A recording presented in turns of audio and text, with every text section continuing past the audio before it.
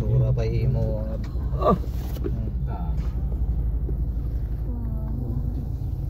Lalo na yan, pag tag-ulan, ang baho na yan. Welcome to Davao Sanitary Landfill.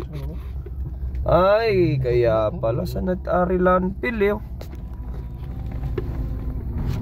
So meaning lahat ng scrap. Inaasar pa lang siguro ito, no?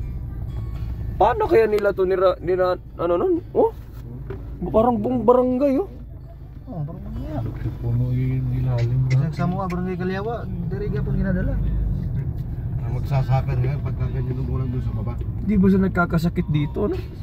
Puro plastic oh, iniiba yung mga mineral. Mabibinta yan. Immune na yung mga tao dito. Ito. Hindi, buti na lang talaga yung mga Chinese nagpatayo ng mga warehouse ba na gumagawa ng nagre-remanufacture ng mga plastics. Kasi kung wala yon, nako,